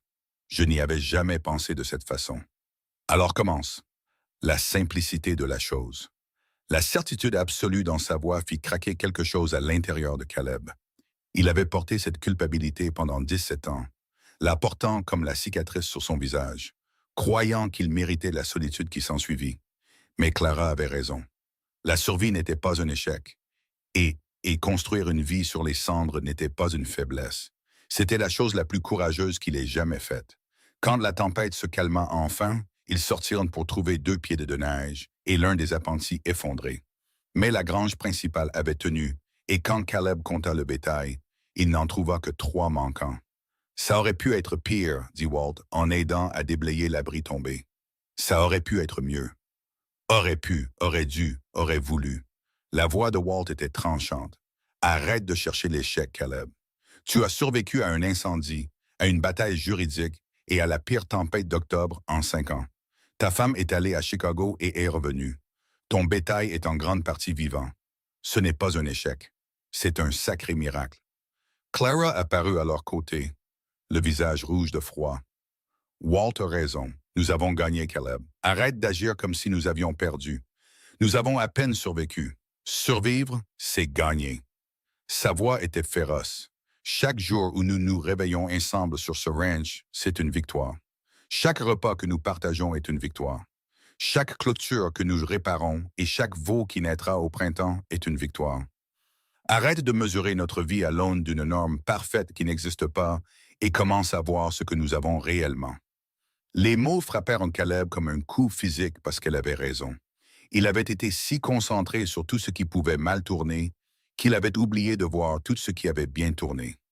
Cette nuit-là, allongé dans son lit avec Clara chaude contre lui, Caleb prit une décision. « Je veux agrandir le troupeau au printemps. » Clara leva la tête. « Nous pouvons à peine nourrir le bétail que nous avons.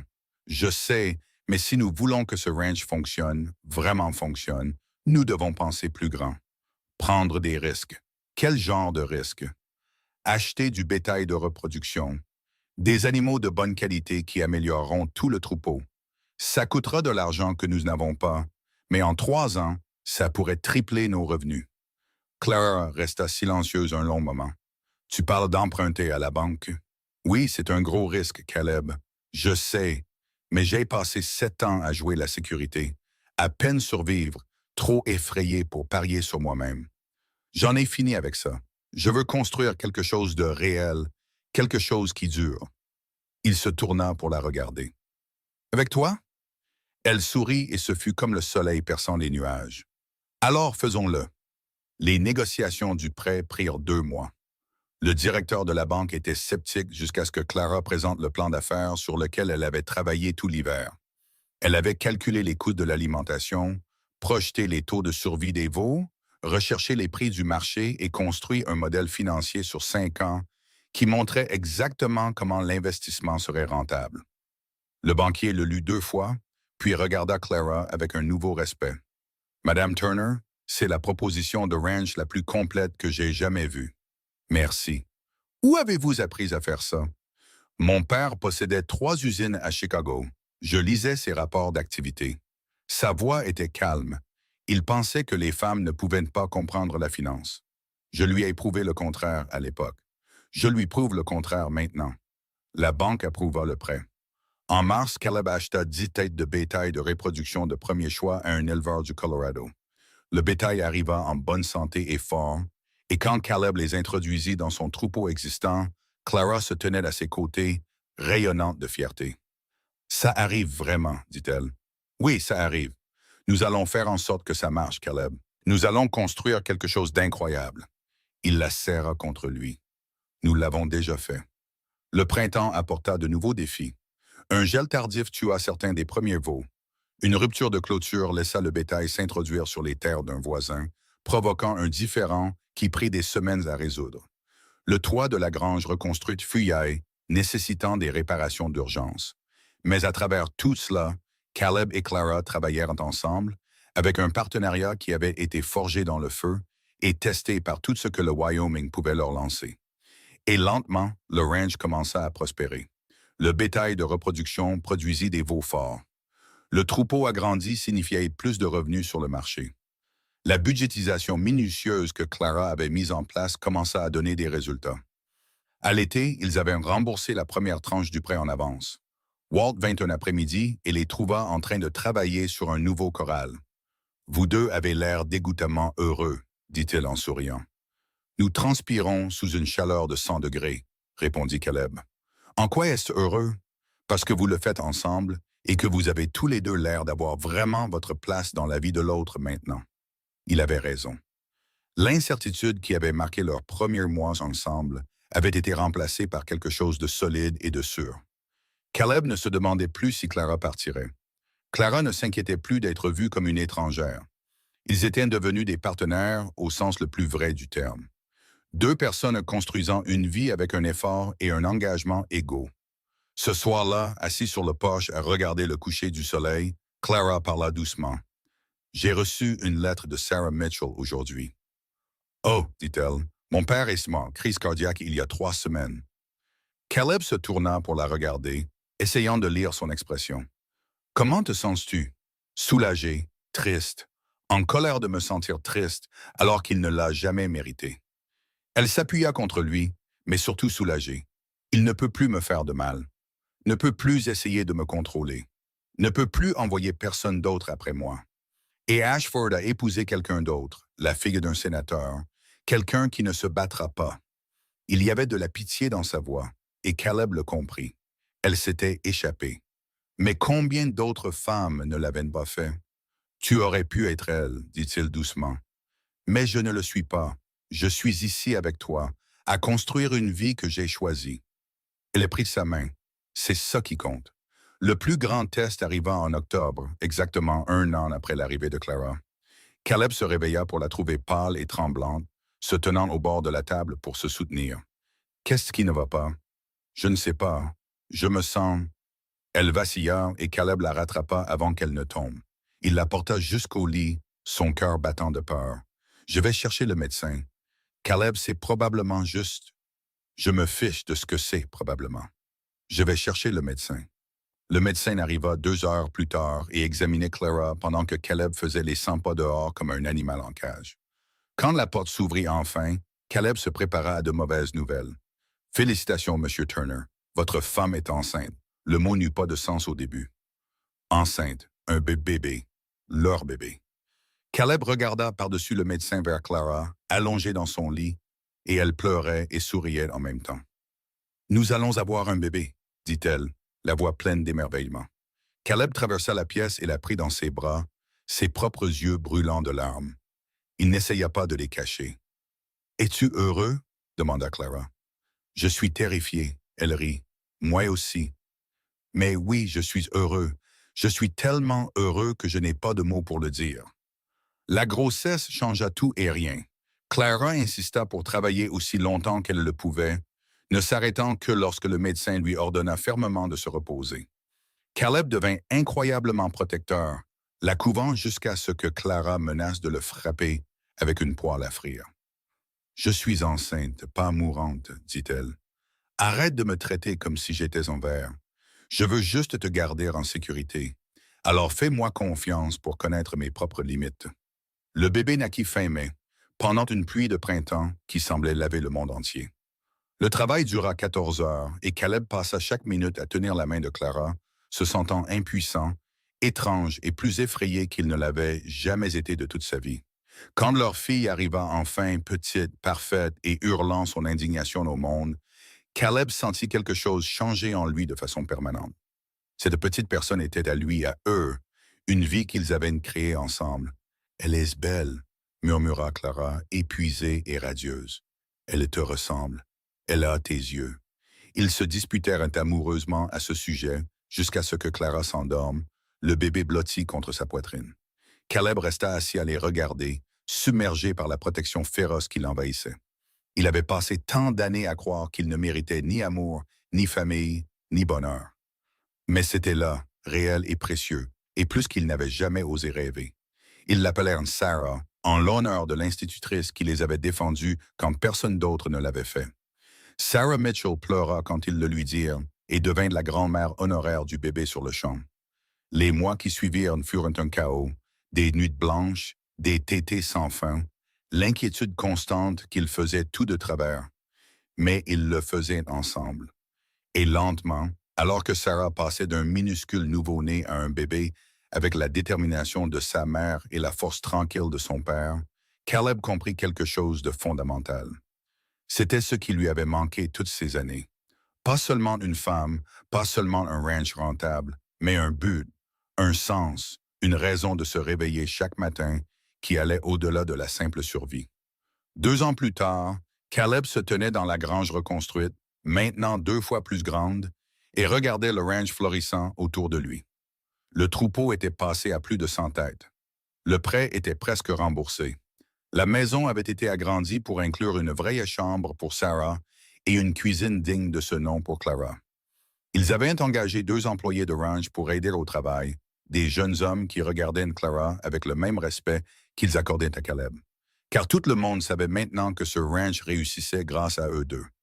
Walt arriva un après-midi et trouva Caleb en train de réparer une clôture pendant que Sarah jouait à proximité, soigneusement surveillée par Clara. « Tu te souviens quand tu étais ici seul, dit Walt, survivant à peine chaque jour.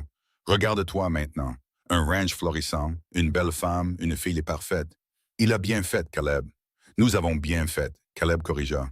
Clara et moi ensemble. C'est ce que je voulais dire. Walt sourit. Il a finalement cessé d'avoir peur de ne pas le mériter. Il avait raison. Quelque part entre le moment où Clara est descendue de cette diligence et maintenant, Caleb avait cessé de se mesurer à ses cicatrices et avait commencé à se mesurer à ce qu'il avait construit. Et ce qu'il avait construit était remarquable.